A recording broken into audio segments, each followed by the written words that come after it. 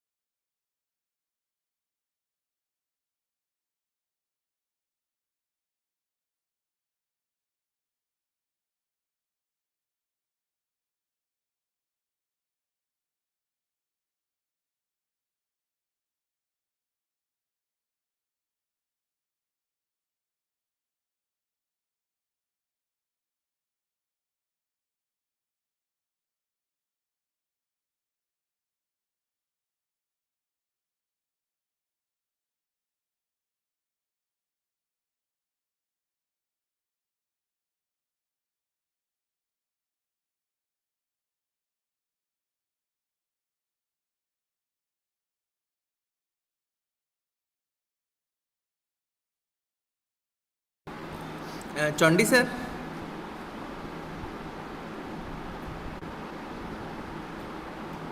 कौन हाँ सर मु वेटिंग रूम डिसेबल करछि so participant can join by their own okay आ गोटे कथा सर आपण रेकॉर्ड करिवे ना चंडी सर रेकॉर्ड करिवे तो रेकॉर्ड कर परंतु विभू सर रेकॉर्ड करिवे हाँ ठीक है सर एनीवन कैन रेकॉर्ड मु विभूषण को भी को होस्ट कर दउछि सर रेकॉर्ड कर दे परिवे हाँ सर हमें यूट्यूब रे भी लाइव अच्छु सर हां thank you sir thank you dear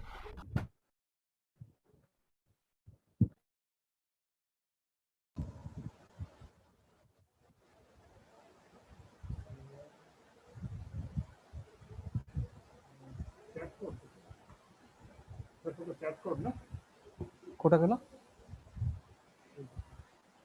एटा तो आज passcode meeting passcode 454 today's meeting passcode is 454 552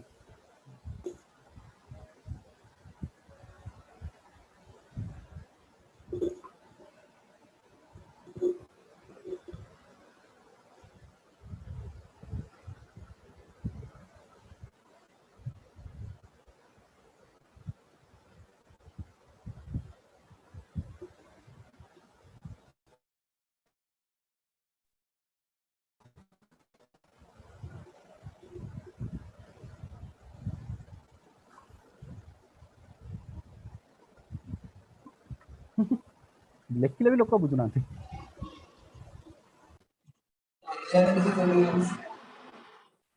hello हाँ मैं तो बोलते हो जाता लाइन से पासे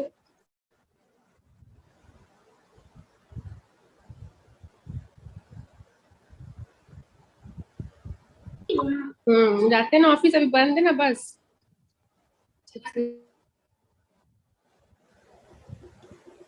ମୁଁ ଖୋଲେ ନହେଲେ କହିପାରିବି।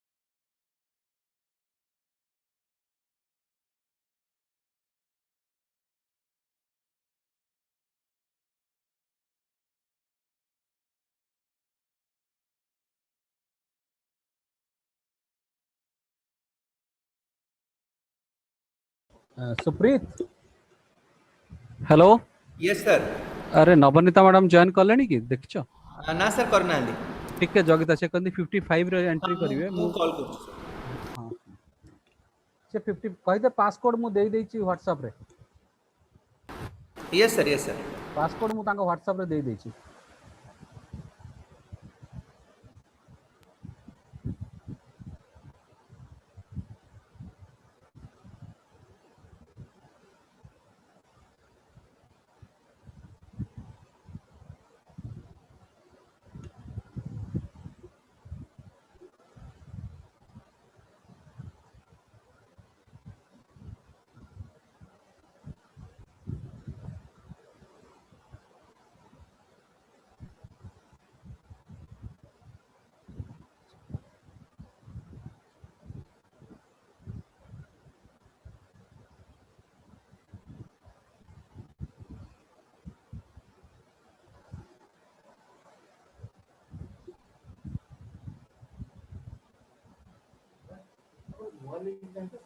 सेलिंग खाली पासकोड ने के करनु के केले का पासकोड टा चेंज हो जाई 45 से ग्रुप रे नहांती देखु ना 454552 पासकोड से बर्तन सिक्योरिटी कर दे तमे concurrent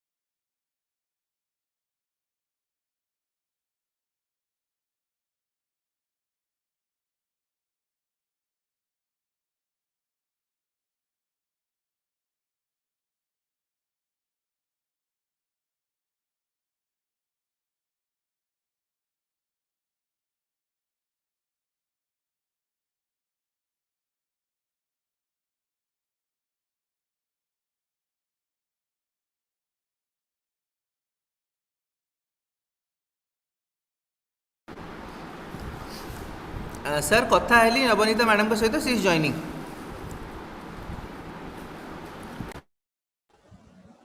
Navneeta madam join Anjana Das मु समस्त देखु छी के आछन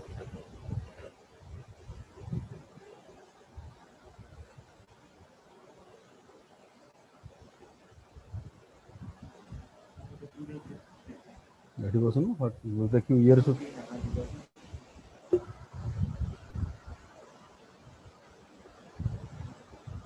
एटा जाई बिचु सारे गपु छी कोन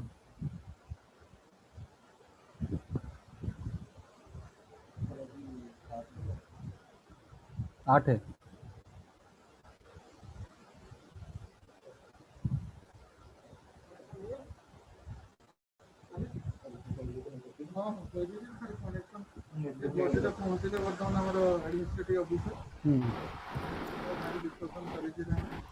मीटिंग हम कि मिसिंग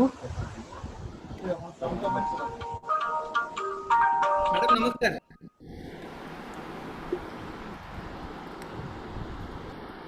नमस्कार नमस्कार सर नमस्कार मैडम जस्ट नमस्कार madam just waiting for vice chancellor to join then we will start within 5 minutes madam yes sir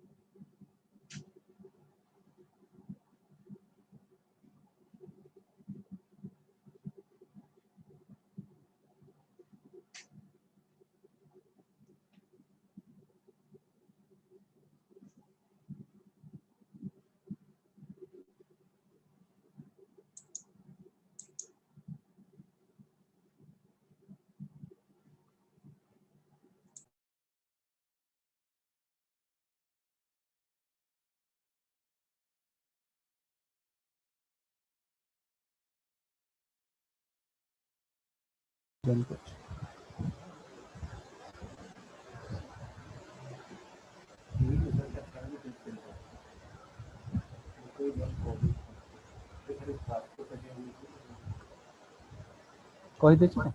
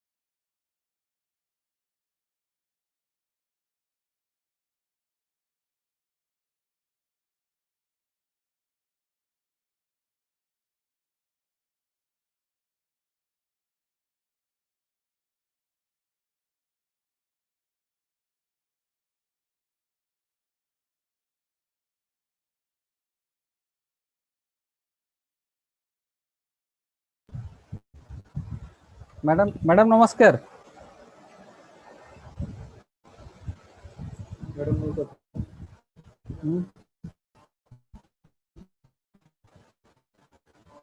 missing madam कहबो अनम्यूट करियो कहि दियो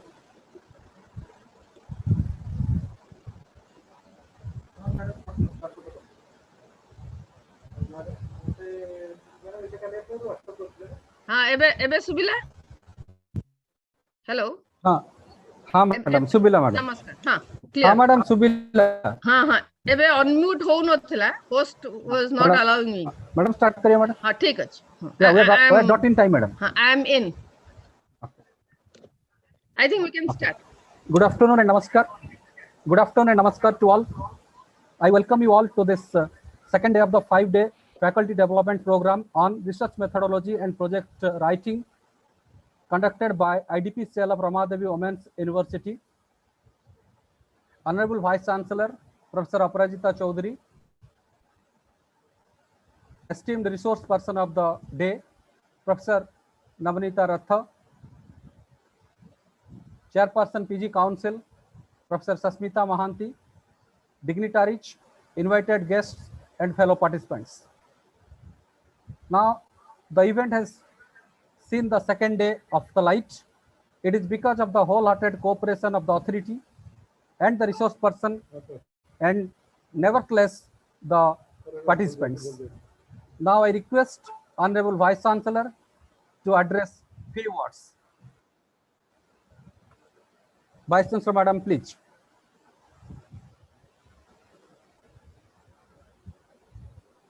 A very good afternoon to one and all present here virtually for this 5 days, only 1 day gone, only 4 days faculty development program. And Professor Navini Tarat, welcome to Ramadevi Women's University. So on behalf of my personal behalf and on behalf of Ramadevi Women's University, I welcome you and thank you for accepting our invitation. And graciously, your presence is really good. So you are a sociologist, I know it, and definitely our faculties of humanities and social science will get enough benefit from your deliberation today. As I said, research and development is very synonymous to each other. And if you do whether it's a social science research or a physical science research, it is for the benefit of the mankind, humanity, and the society. And I'm pretty sure that today's deliberation of Professor Navnita Rath will definitely help us to enlighten us regarding the, I think she's going to present on the project writing, I suppose, madam, and the project writing and how to get the funding. But before that, as I said, a researcher or a research is something one has to be very committed and one has to have the passion of doing that. So let's hear from Professor Navnit Rath. Before I don't want to interfere between the resource person and myself, but at the same time, definitely I hope all of you will get the benefit out. So over to Professor Rath. Thank you, madam, for your kind words. Now I request the chairperson of the session, Professor Madhusmita Pati, and I request Dr. Manas Ranjan Mehra to act as the coordinator. Professor, now I hand over the session to Professor Madhusmita Pati, the chair of the session. Thank you, madam.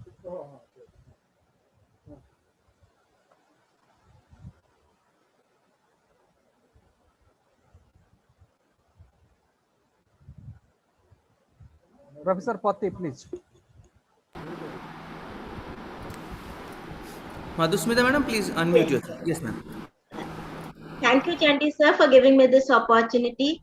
Honorable Vice Chancellor Madam and Professor Navanita Rath, it is indeed a great pleasure for me to introduce such a huge dignitary from the field of social sciences. And here I go with her bio sketch, which of course is so very impressive. Professor Navanita Rath is at present serving as Professor in Sociology, Utkal University, Bhubaneswar. She has a fine blend of experience both in teaching and research. She is an academician in profession, but a researcher by passion. Her area of specialization is gender studies. She has been working on various dimensions of gender since 1988 after attaining her master's degree. Obtaining her postdoctoral degree from Germany, she had the privilege to serve the World Bank and the UNDP as a research consultant. She has also rendered research consultancy to CRY, Save the Children, Prem Plan, German Agrul Aid, European Commission, and Oxfam, UNICEF. She has about 50 papers published in various national and international journals, 2 books authored, and 3 books edited. She has also developed a few training modules and 3 modules on sociology for master's degree students and has completed 18 projects individually. Most of her research articles and works pertain to the area of gender. She is also an accredited trainer on gender and research methodology. With this, I welcome Professor Navini Tarat again to this FDP program. And now this it's all yours, madam. We are all eagerly waiting to hear from you.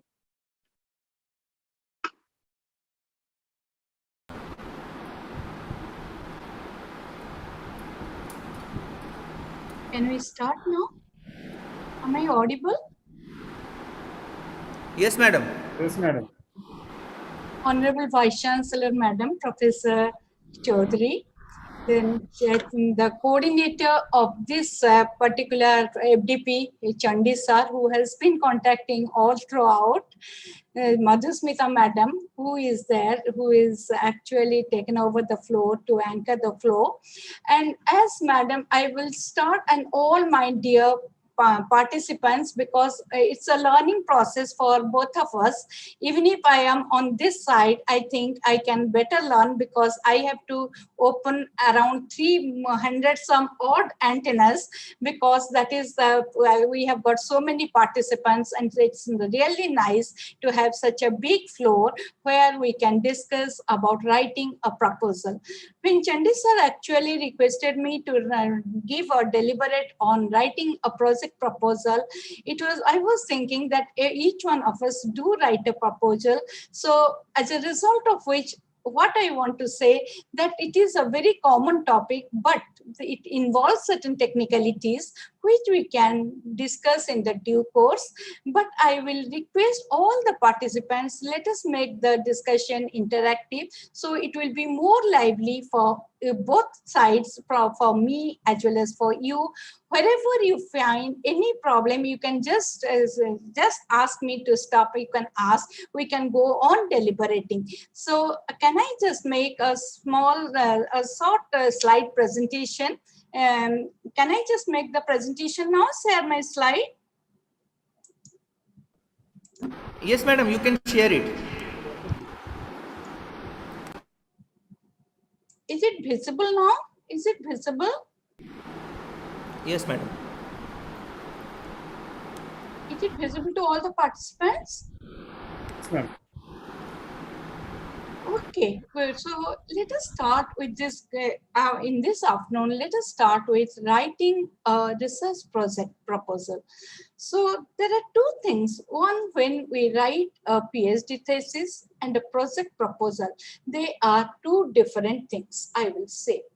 Because in the project proposal, we try to do it on a standalone basis, while writing a thesis, our guide and supervisor is always there, because they always gave us the direction. They also give us the academic advice. But now we are at such a stage that we have to get proposals for ourselves, and therefore, and before we start writing a project proposal, there is a small image that you can see how to write a project proposal. And first is that there should be a problem. And the problem, actually, identification of the problem is always a difficult task.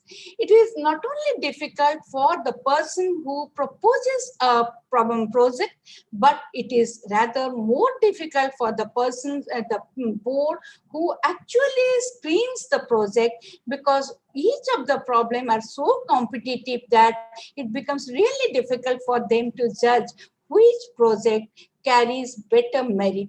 And on the basis of that, actually, so the problem actually is the core of a project proposal, and the problem actually takes a lot of time to ponder over a good problem and to bring it to a proper set.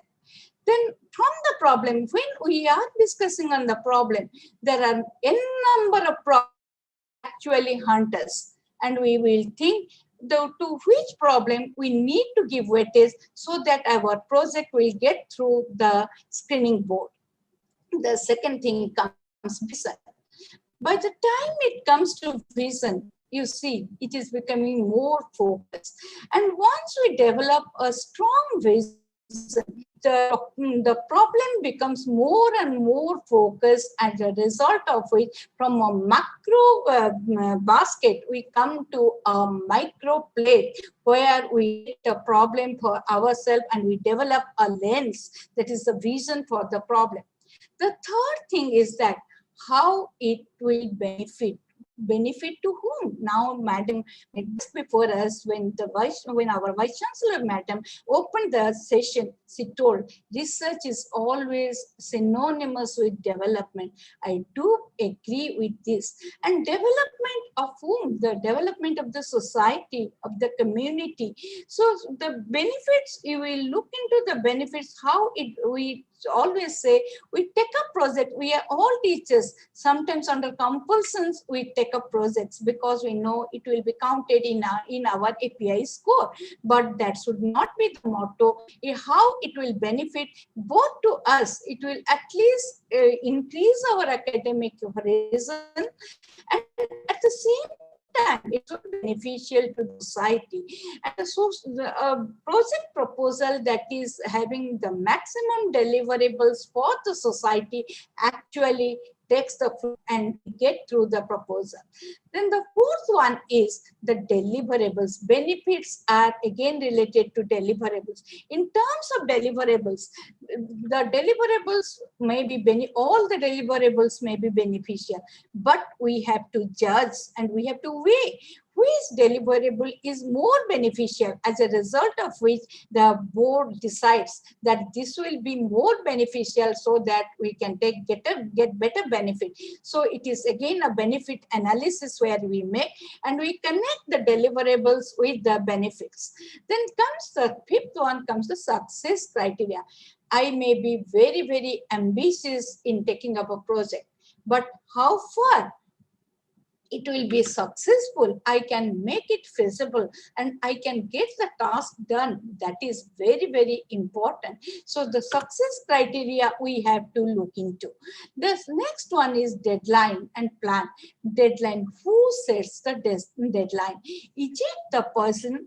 As researchers, we will set the deadline, or it is the sponsoring organization. It is twofold, my dear participants, because it is twofold in the sense, the first thing is that as a sponsoring organization, it has got a particular deadline through by which it needs some deliverables. So you have to stick to the sponsoring agency's criteria, and at the same time see the feasibility, whether you can do it within that period or not. So the project and deadline, they are also the problem you are taking up, all are correlated.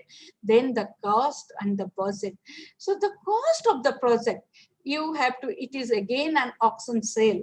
It is an academic auction we are making by writing a project, because what happens, the lower the cost and with the least cost, we can also do very good projects. And sponsoring organizations always needs the cost-effective projects. So we have to make it, trim our budgets in such a manner, it should be in the competitive market, it should be the least cost project, so that we can at least our project has a better stand in the screening committee. So this is all about writing a project. Then we will go ahead.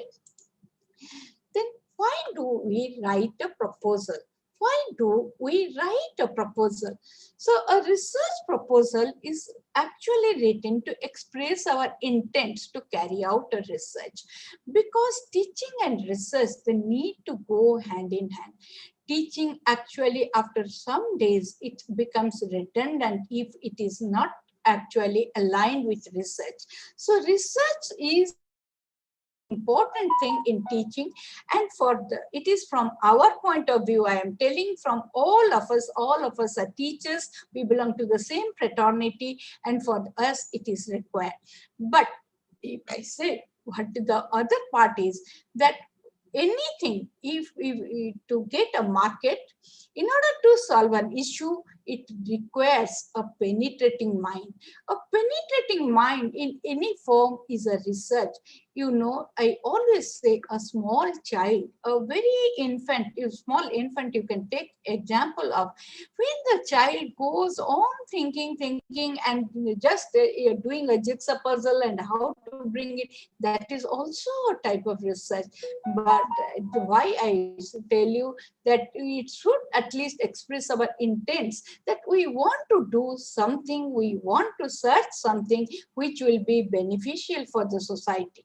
Then the research proposal is a prerequisite for financial assistance to implement a research project. One of the greatest prerequisite is financial assistance. In India, most of us, there was a time we were telling, I am talking about our time when we were youngsters, actually there was no provision for so much sponsorship. Now your World Bank, your RUSA, everyone is sponsoring projects, and the project, because it has been built, that R&D, we are into an era where there is knowledge revolution, and the society was dependent right from the beginning. If you go back to the 1950s, that we were dependent on what is called physical capital, and we were telling a country is actually has a rapid economic growth if it has got sufficient physical capital, natural capital, financial capital. Then came a concept called social capital, that is the networking given by Putnam and Pierre Bourdieu, all these people. But now we are telling no, what is most vital is knowledge capital.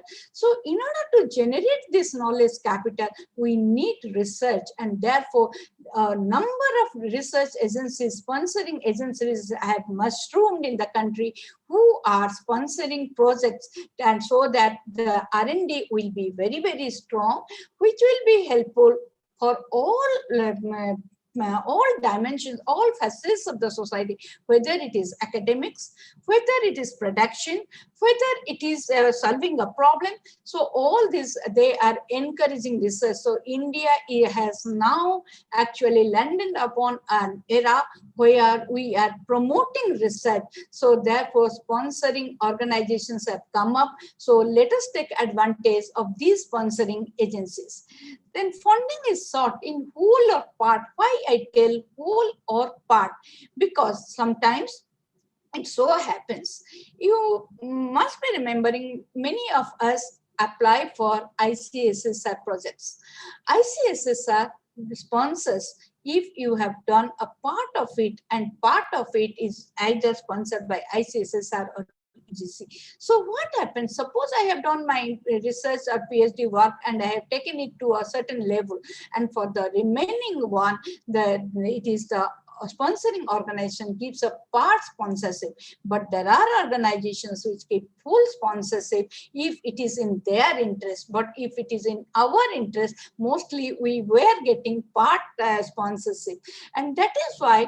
And the funding is sought from whom? We seek funding from the government agencies, we seek funding from the charitable foundations, we seek funding from the business houses, funding from individuals. Individuals also sometimes support and sponsor your projects, and other sources like NGOs and INGOs, they also all give you projects. And a research proposal is also written to be considered for admission into a PhD program in any university. For the young researchers, I am telling those who do not belong to our fraternity, they can write a good proposal in order to enter into just hello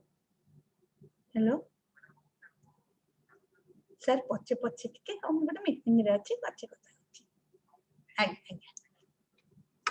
so what happens? So you have to write a good proposal, because in research now also the berths are limited. When the berths are limited, there is a selection that goes on, and if your proposal proposal is a very strong proposal, it has a greater merit of getting into the, you are getting a seat in the PhD program.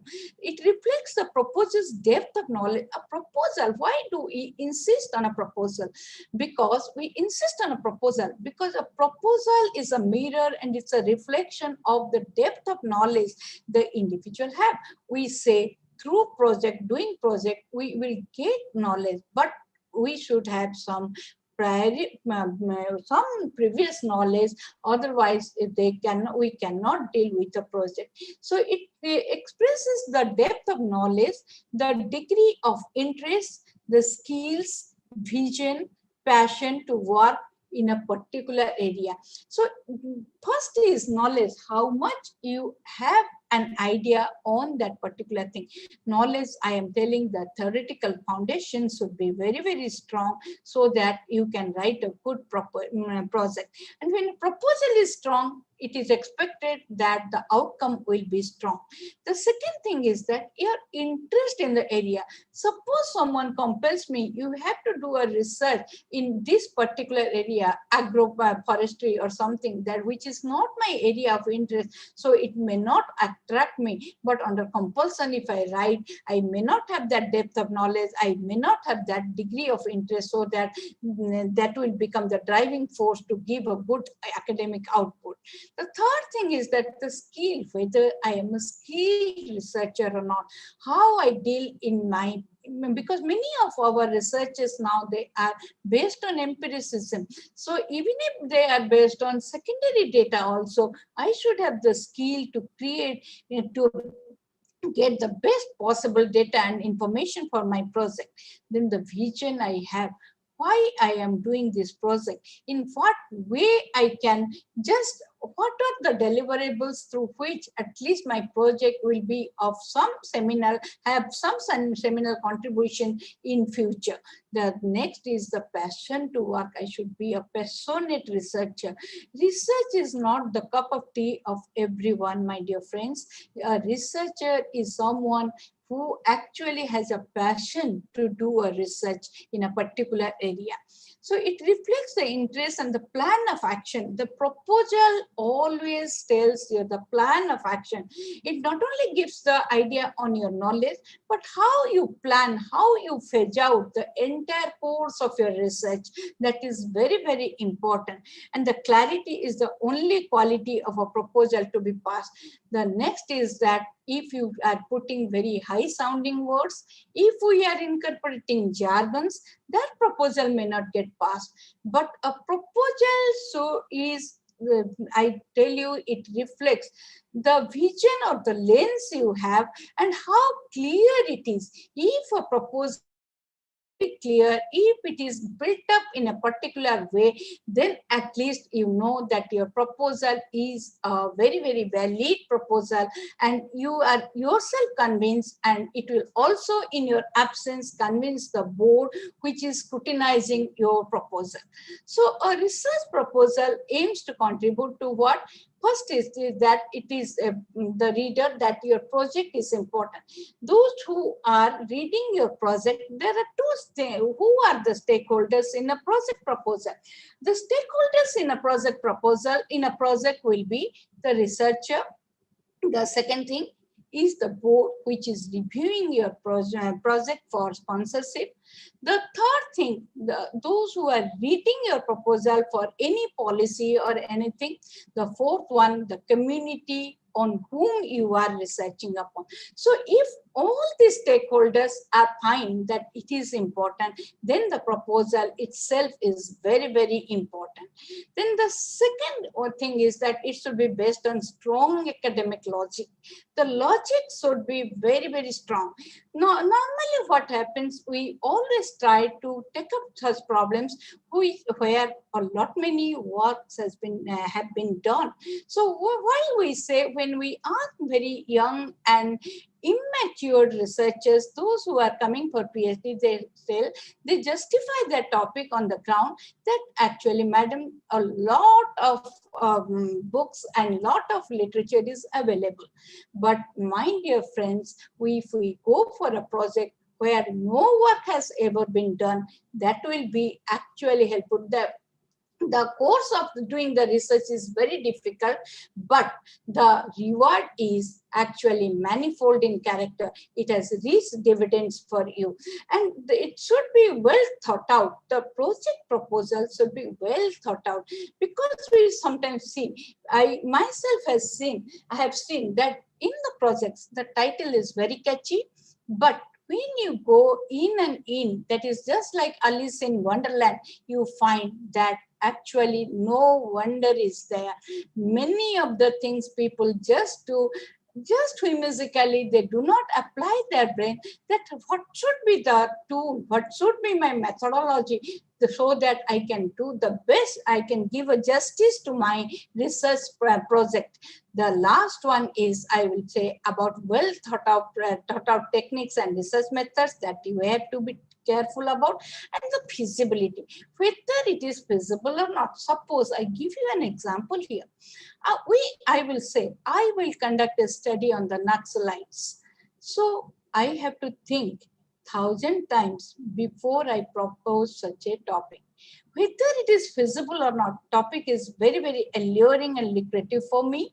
And it will also be lucrative for the board, but feasibility. The board will then ask, topic is very good, clear. There are a number of checklists they write, good, very good, like this in a rating scale. Then when the feasibility comes, they say, suppose it becomes very poor, there ends the proposal gets masked. So therefore you have to look into the feasibility of the topic.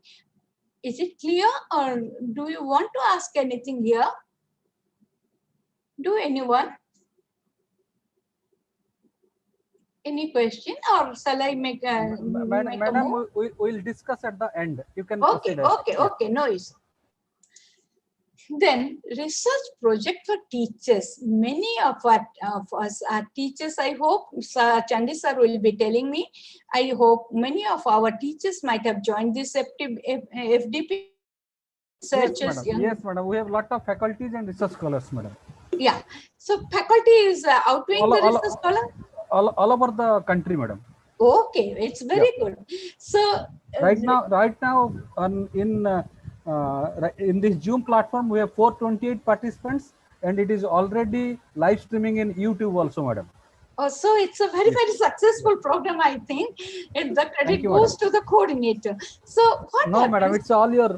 No, sir. It's really to have so many people on a common platform. So what I want to say for teachers, I am telling, because those of us who are teachers and those who are actually planning to become teachers, they are going for a research now. So when we are thinking research for teachers, I will say, I have taken a quote from Heron, that what is the benefit of doing research for the teachers? The advantage of teacher research is that it brings teacher learning, teaching really close together. Because what happens many times, research helps you to take the class to the field. We read many theories. There is a difference in our research projects. When a teacher writes a research project, our expectations become manifold. And when an NGO writes a research project, our targets are different. So the board which actually screens it, they see if the teacher has written a project proposal, that whether some theoretical ingredients, some models, model validation, all these are there or not. And if an NGO writes, they look into more on action type of research. Teachers make almost basic research, or the fundamental research, where we develop new theories, we test hypotheses, we validate models, all these things. But when an NGO does it, they do action research, because how they can see the feasibility of a program, the success of a program. So this is the difference between a teacher doing a research and the non-teacher doing a research. This needs to be not one time but ongoing. Research is one thing. Suppose I get a project. After that, I say, I do not have any project. So my research is now in a standstill position. My dear friends, never think research is ever has a standstill position. Research is an ongoing thing. It is dynamic in character. Research may not be that you are not going to the field, but something must be hunting your mind, so which you can crystallize into a proposal very nicely. So research, I may get a financial aid, I may not get a financial aid. Personally, with a little cost, I can conduct a research in my surrounding. So research is always ongoing. It is not a one-time research, because once we get a project, we become over-satisfied that we have got some money, we have finished the project, so my research ends there. Research has no terminating point. Research is ongoing in character. Third thing is, carrying a project and project signalize the character of an efficient and prudent researcher or teacher, I will say. Because why UGC entered it into our API scoring pattern? Because many of us, and at right side, I have just put an image, PhD. Many of us think it is pretty high degree. So the full form, they say that once we have done a PhD, we are done with research, we do not go for any research. But I will tell my dear friends, PhD, it just opens the gate for your research. It gives you a passport to conduct research. PhD is the basic training. Actually, it's a training. It's not a research in the true sense of the term, but it's a training how to do for the research. So after that, you are actually equipped with the skill to do the right research. So never think that I have done my PhD, so my research has ended over here. I am a great researcher. So therefore, I am telling, so once the PhD is done, so you become more and more, you turn to research, because there only you can apply your standalone ideas in research. Then research is a means for resource generation for an organization. Now you must be knowing that AQAR, even your NAC, they demand how much revenue you have generated for your organization, because we get from the organization, but how we contribute, what is the measurable contribution for a teacher to the organization. It's not only the teaching, writing, but writing research papers, and how much revenue we collect for the organization by bagging some projects. That's why that is the importance of project. Then research, as per the UGC API, research project is a need for career mobility. So career mobility is rather becoming very, very difficult and impossible unless and until we are going for ongoing research. And whether we have a project or we do not have a project, therefore now the organizations are giving, our universities are making the provisions of seed money for which we can conduct the research in the absence of an externally funded research. I will be telling you, then research projects can be intramural and extramural. And extramural project, first is intramural. When you do not have any project, but your organization, your university, your college grants you a small seed money to carry out a research, that is called intramural project. And the intramural project, with the sponsorship coming from the World Bank, from the RUSA, we have made provisions, and for the Odisha government, thanks to the Higher Education Council, which has started encouraging and creating a research ecosystem in the state by sponsoring to the young faculty members with seed money to do research. There once upon a time when we started our career, this provision was never there. So it is a welcome step, and please take and avail the facility, and because it will give you the opportunity to take projects. Then extramural projects, when you your projects are externally funded, we call it extramural projects. And many of us carry extramural projects because extramural projects actually are the means of revenue generation, and they bring better credential. Not only they are for your profile building, it certainly builds up your profile, but at the same time, it is an addition to the credential of the university or the college where you are serving. Then the extramural projects can be monocentric or multicentric. Normally, intramural projects, the seed money is less, therefore they are monocentric. A single individual conducts the project, but extramural projects monocentric or multicentric. It is monocentric. Suppose in a single university, my university, I have got a project where I am doing it in my own state. But suppose at a national level, at a macro level, some important study is going on, and every state gets a share of it. Every researcher, one researcher or one representative from one state gets the privilege of doing this research, and many times we become a part of the multicentric study. I will give you an example. It was perhaps in 2014, European Commission wanted that it had taken 4 pilot states where it was doing the MIS studies, MIS in higher education.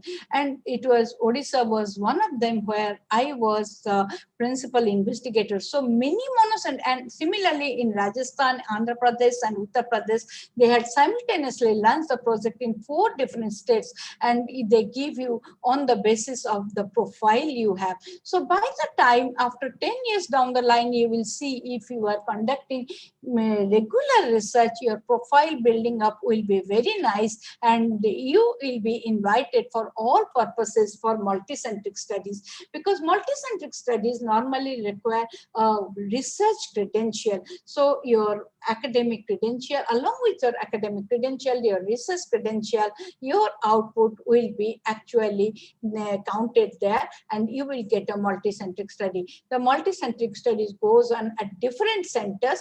A single center remains as the nodal center, which makes the proposal, which makes the tool for the data collection, and you are only the implementing thing. But many times in multicentric studies, in my case, I am telling what happened. It was the government of India which had taken the responsibility, but they could not make it, so they allowed us to make the schedule, the tool, and all these things. And after that, that was shared. Though government of India was the nodal center, I had to do the entire thing. So in multicentric studies, there is both independence is there, as well as sometimes we say that research autonomy is curbed in multicentric studies, because it's a standardized study, and some standardized tools are actually given to you for implementation and data collection and writing the report.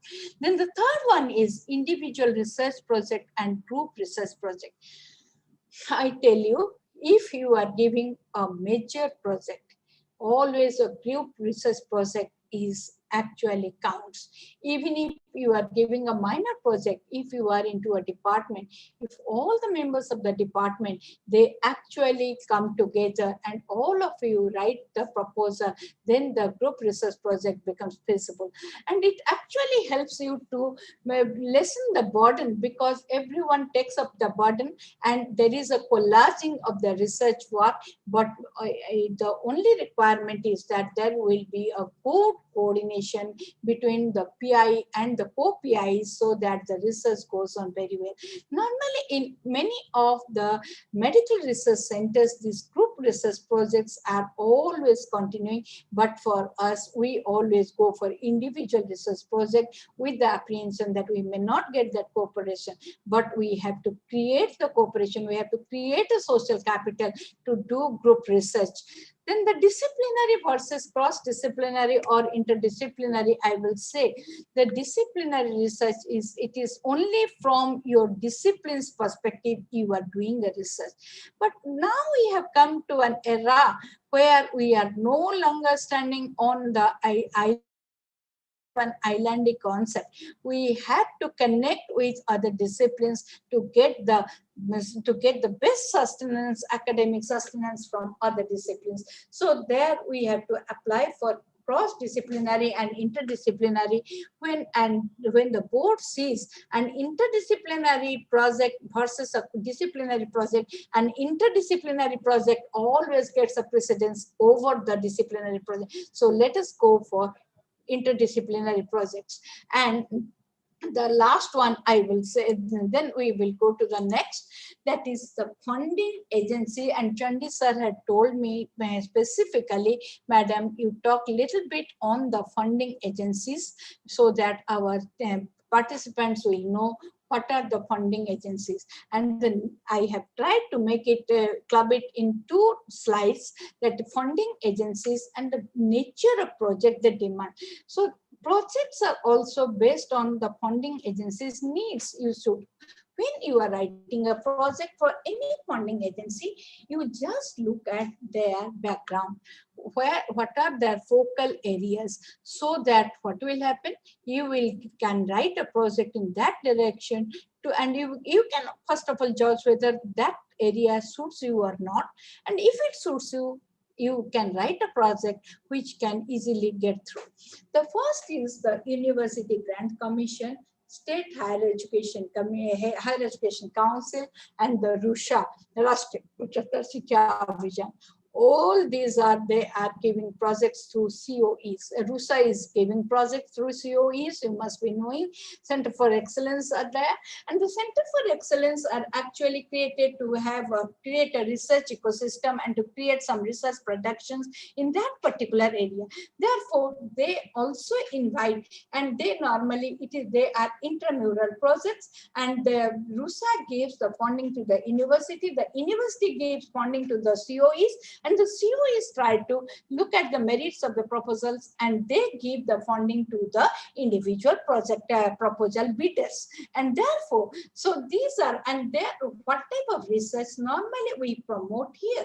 Here we promote basic research, issue-based research, and based on secondary and primary data and quantitative and qualitative methods. So basic research, why we do not in RUSA, under RUSA or under UGC or under what you say State Higher Education Council, we always promote basic research, where from we can take up papers, and they will be contributing for our intellectual writing academic productions. But we do not prefer impact studies. We do not prefer evaluative studies here. So this is the duration is from 3 years to 5 years, and the minor is for major projects, and for the minor projects it is 2 years. Is it clear? Then the next one is Indian Council of Social Science Research. So if I go for Indian Council of Social Science Research, I say SSR, the basic, it is the same ideology it has, and it has the basic knowledge generation, issue-based research, evaluative research. It promotes sometimes evaluative researches, impact policy research in social science. IMPRESS was given, as you know, the policy for policy studies. Applied, it requests projects which are based on applied thing, secondary and primary database, quantitative and qualitative research. It also promotes action research. ICSSR in some cases promote action research, particularly ICSSR, because social science research cannot be only confined to basic research. That social science has a wider arena. Therefore, it promotes also action research.